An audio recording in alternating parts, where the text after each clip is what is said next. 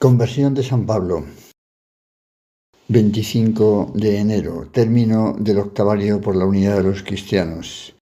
En primer lugar, le encomendamos al apóstol de las gentes esa unidad tan deseada entre la Iglesia de Oriente y de Occidente, esos dos pulmones, como decía Juan Pablo II, el gran Papa Santo, esos dos pulmones de Oriente y de Occidente con el que debe respirar la Iglesia de Jesucristo, católica, apostólica, romana, universal.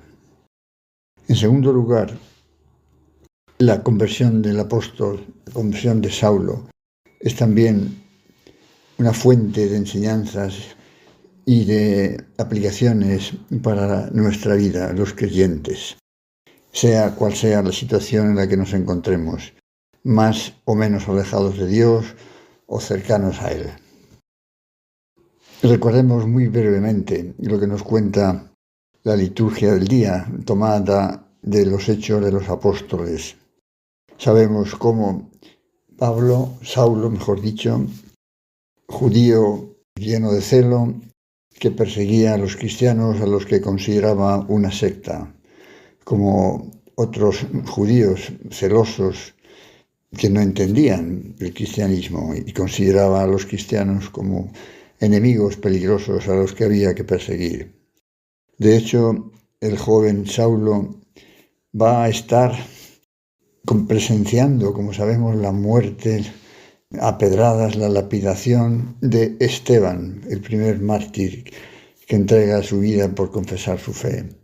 Allí está Saulo. Tal vez él no apedreara, no contribuyera a matar directamente a Esteban, pero los ropajes de los que le apedreaban estaban allí a los pies de Saulo, por supuesto, consintiendo totalmente en lo que estaba sucediendo. Qué grandes paradojas. El Señor va a escoger a aquel para ser nada menos que el apóstol de las gentes.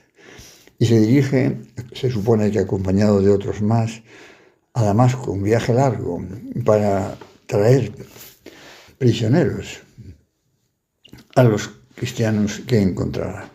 Y en mitad de camino, esa luz y esa voz del cielo, esa luz que deja ciegos, deslumbrados a los que acompañaban a Saulo, y la voz del cielo que dice: Saulo, Saulo, ¿por qué me persigues? Y aquí tenemos ya un primer punto que debemos de resaltar. Nuestro Señor, Dios, se identifica con sus hijos los cristianos. Perseguir a los cristianos era perseguir al mismo Dios. ¿Por qué me persigues? Saulo pregunta: ¿quién eres tú? Soy aquel al que tú persigues. Entonces Pablo queda ciego y tiene que ser llevado hasta Damasco. Se va a quedar ciego durante varios días, 3 días sin ver, sin comer ni beber. Pero primero fijémonos también en la voz y en la luz. Para encontrar a Dios necesitamos ver su luz, una luz que nos puede deslumbrar, porque nuestra pequeñez no puede estar capacitada para acoger esa luz poderosa de Dios en todo su esplendor. Hemos de pasar primero por la ceguera, que es tanto como decir, dejar a un lado todas aquellas cosas que nos han alejado de Dios. De alguna manera, esa ceguera que Pablo tiene que atravesar durante varios días y que luego será curado también milagrosamente, como un modo de decir que hasta entonces estaba ciego, quizás sin saberlo.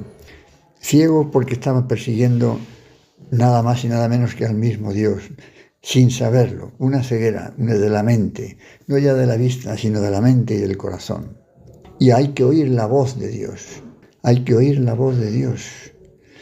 Tenemos que estar atentos para que nuestros oídos no rechacen o no estén pendientes de otras cosas, de tal manera que no oigamos su voz. Y allí va a aparecer Ananías. El Señor le dice a Saulo: allí te dirán lo que tienes que hacer. Y aparecerá Ananías, que fue a verle. La figura de Ananías, que va a devolver la vista a través del poder de Dios a Saulo, que le va a bautizar y que le va a transmitir la misión de Dios de darle a conocer a todas las gentes. Todos necesitamos también en nuestra vida un Ananías, alguien que nos enseñe el camino, que nos aconseje, esos mensajeros, diríamos, esos maestros o esos consejeros espirituales que todos necesitamos, esos sacerdotes que representan el querer de Dios.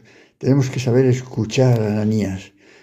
Si le dejamos actuar, siempre pone a nuestro lado un Ananías para que nos oriente.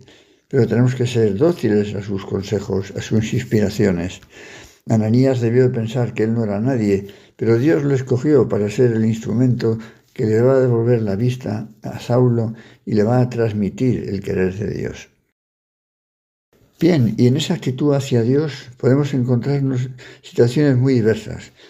De modo breve, vamos a resumirlo en 4 posibilidades. Habrá más, pero vamos a limitarnos a 4 posibilidades que son las que quizá más habitualmente nosotros nos encontramos en el camino de Damasco, es decir, en caminos equivocados, que creemos que nos llevan a cosas grandes y nos llevan al error, incluso a la maldad, aunque a veces no lo sepamos, como no lo sabía muy claramente Saulo, hacer el mal, aunque para él se presentaba como un bien. Hasta ahí puede llegar la confusión, el error, cuando estamos verdaderamente lejos de Dios. Bueno, pues nos podemos encontrar hoy ya a tanta gente que no se puede llamar cristiana porque no lo es, porque no está bautizada. Viven en una cultura heredera del cristianismo, en España, o quizá en otros países, pero en fin, en España, donde todavía hay tantas huellas evidentes, por supuesto, de la cultura cristiana, que durante tanto tiempo se ha vivido con intensidad, que ha marcado las leyes, las costumbres, las modas, el modo de vivir, con una gran libertad en las cuestiones opinables, pero con un soporte doctrinal claro, respetando los mandamientos, los sacramentos, siendo conscientes de lo que está bien y de lo que está mal, sin justificar lo que está mal para hacerlo como válido, como una situación moral más, incluso como un progreso en la vida de los hombres, cosas contrarias a la ley de Dios, y que se presentan ahora como avances en los derechos incluso. No existe el derecho al error, no puede existir el derecho al error, pero para justificar los deseos o los caprichos los presentamos como derechos.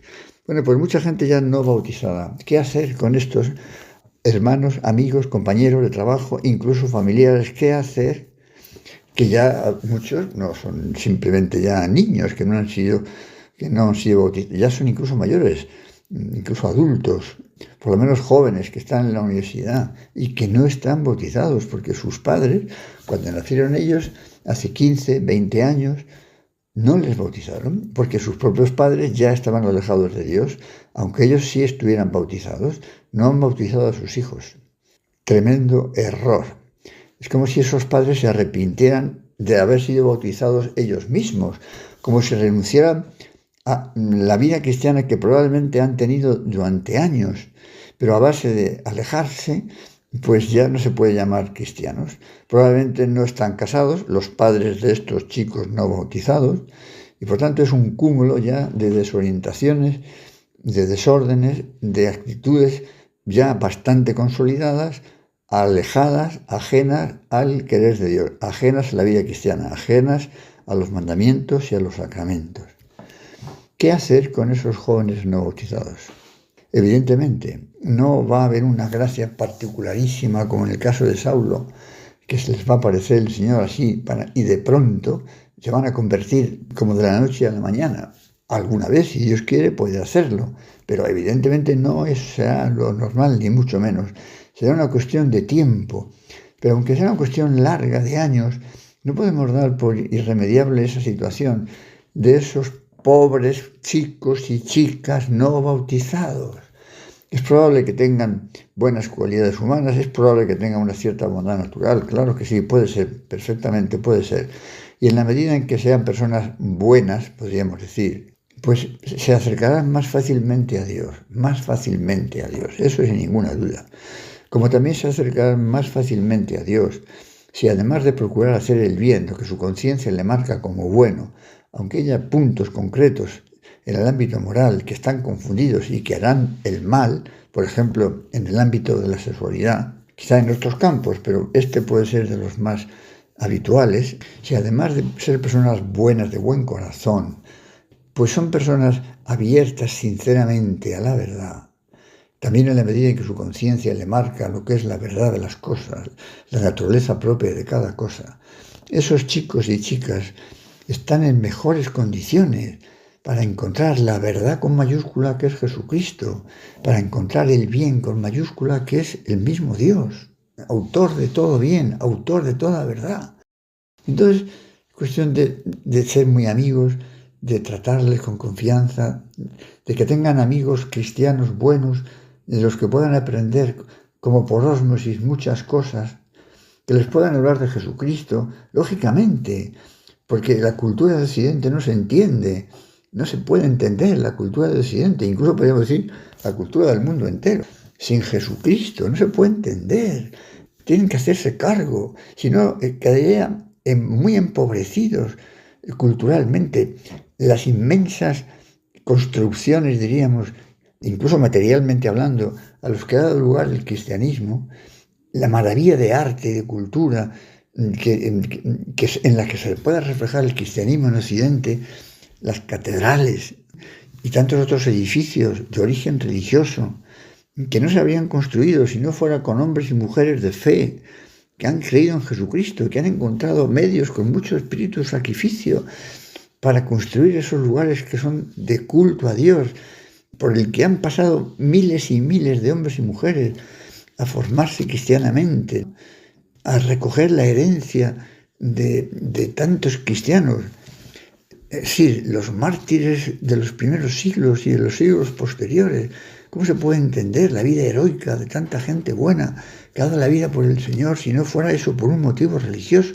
Es decir, que hay tantísimas cosas que son muestras evidentes de la existencia de Dios, ¿no?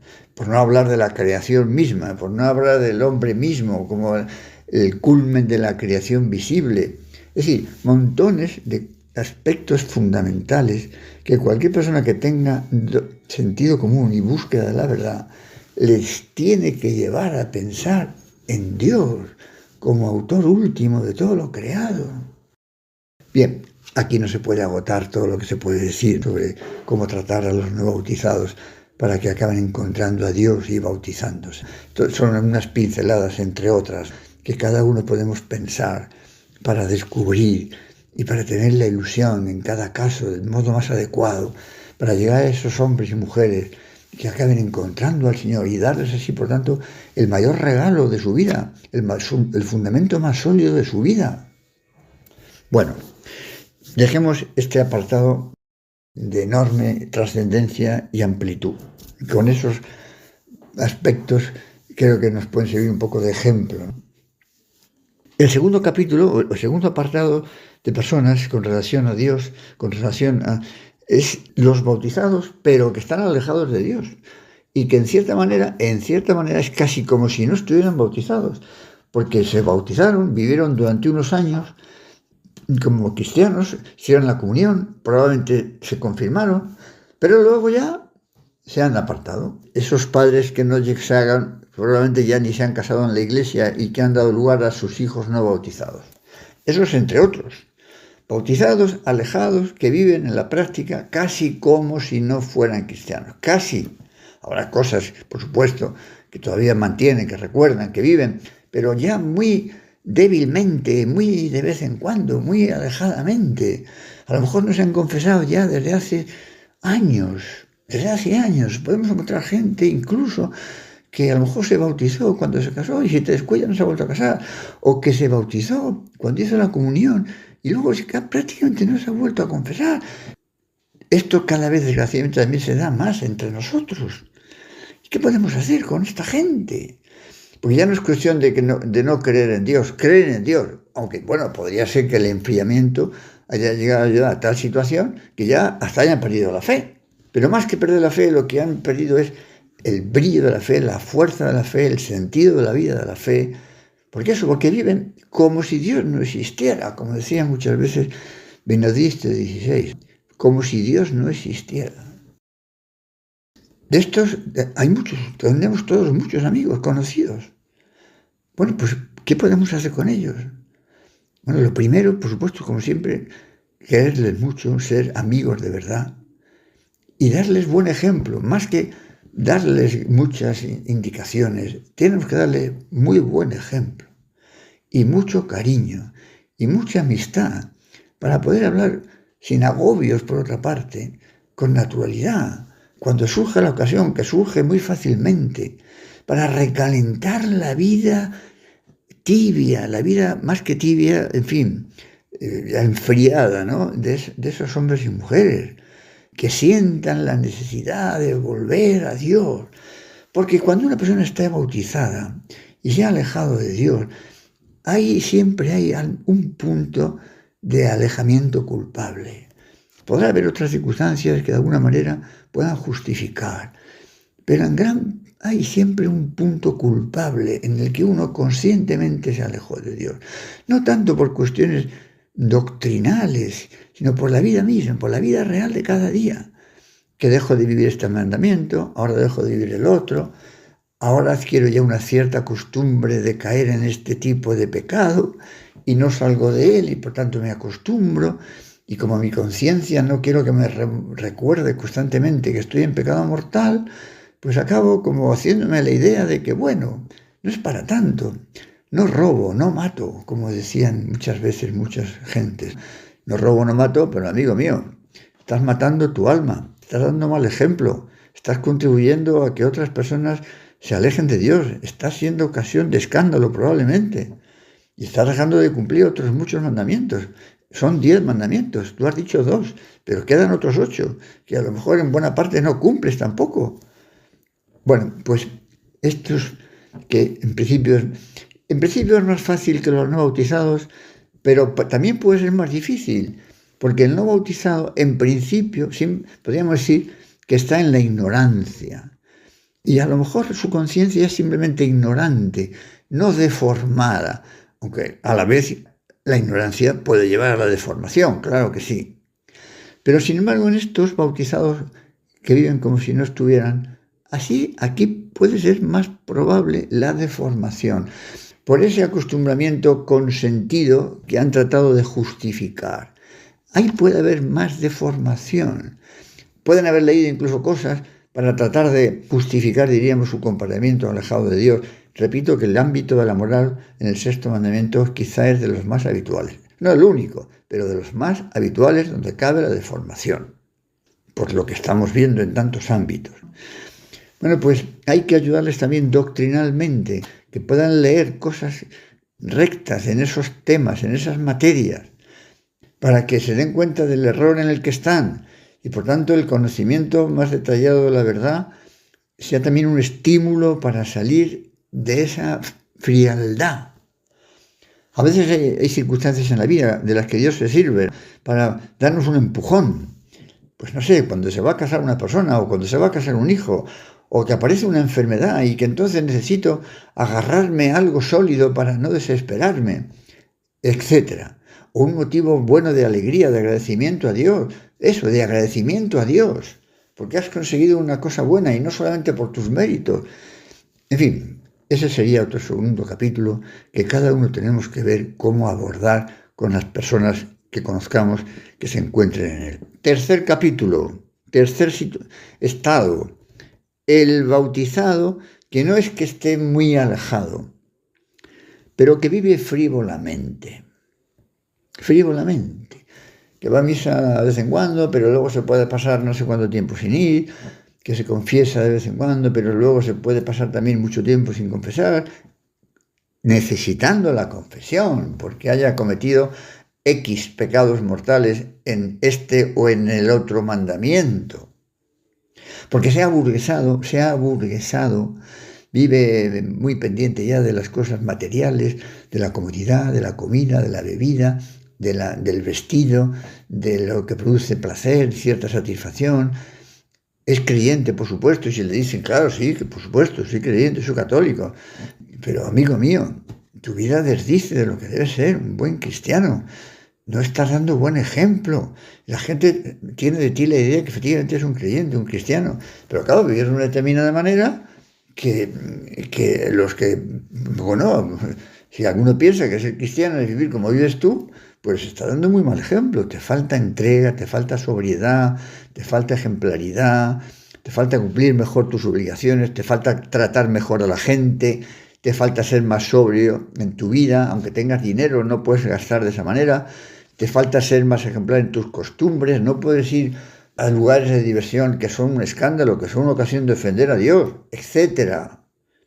Pues a estos amigos o amigas un poco frívolos, digamos, un poco tibios, pues hay que tratarlos con mucho cariño, pero también con un poquito de exigencia, de que sean sinceros consigo mismo, que piensen de verdad en la presencia de Dios y que se enfrenten un poquito con el Señor, que hagan oración, que recen de verdad, que mediten la vida de Cristo, que mediten la pasión de Cristo, que piensen en tantos hombres y mujeres heroicos que viven su cristianismo a veces con grandes dificultades y que nosotros no podemos estar así en un plan frivolón, porque sería eso, como digo, como un escándalo, ¿no?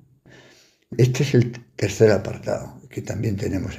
Y por último, los que practican su fe, los que se puede decir que son coherentes con su fe. Entonces, eso ya no hay nada que decir. Hombre, pues tenemos que decir que ninguno nos podemos limitar a cumplir, que no se trata de cumplir. Con Dios es imposible, con Dios no podemos cumplir nunca, porque cumplir sería darle a Dios lo mismo que Él me ha dado a mí, y eso es absolutamente imposible. Nos ha dado la vida misma, nos ha dado la fe, nos ha dado todo lo que tenemos. Nunca podemos cumplir con Dios. Siempre nos quedaremos cortos en el cumplimiento de Dios. Y por tanto siempre podemos estar más cerca de Dios. Entonces, con relación a los que practican y que van a misa y que rezan y que confiesan y que comulgan, pues quizá lo que tenemos que presente es esto, que yo no me puedo limitar a cumplir, que tengo que amar, que me tengo que entregar todo lo que pueda, porque Dios ha dado la vida por mí y porque cuanto más cerca esté de Dios, más feliz seré, más cosas buenas haré, mejor ejemplo daré, más fortaleza tendré, más esperanza, más confianza en Dios, más sentido sobrenatural ante las contrariedades. En definitiva, la santidad a la que Dios nos llama. Con San Saulo, volvemos a Saulo y terminamos, de perseguidor de los cristianos, nada menos que a ser el apóstol de las gentes, que va a morir mártir por Cristo. Nosotros no se trata de desear el martirio, no faltarán mártires tampoco en nuestros días, pero lo que Dios quiere es que seamos confesores de la fe y tengamos un gran afán de almas. Estamos diciendo, el que podría limitarse a cumplir, tiene que pensar no solo en hacer él cosas buenas de cara a Dios, sino en qué puedo yo hacer por los demás para que se acerquen a Dios. Ese afán grande propio de toda persona que está cerca de Dios, tenemos que vivirlo, tenemos que cultivarlo, y en estos tiempos en los que estamos, con mucho más motivo. Bueno, pues pidámosle al apóstol San Pablo que nos ilumine a cada uno para ver en qué cuál de esos 4 grupos que así un poco sintéticamente hemos comentado, para estar cada día más cerca de Dios, para que Dios pueda contar conmigo para lo que haga falta, porque Dios necesita muchos hombres y mujeres dispuestos a amarle de verdad, cada uno de donde estemos, en medio del mundo, soltero, casado, viudo, sacerdote. Dios espera hombres y mujeres dispuestos a seguirle de verdad, y cambiaremos muchas cosas de este mundo al que amamos apasionadamente, como decía San José María, con deseos de transformarlo desde dentro, poniendo a Cristo en la cumbre de todas las actividades humanas. Que así sea, con la ayuda de San Pablo y la intercesión también tan poderosa de nuestra Madre, la Virgen.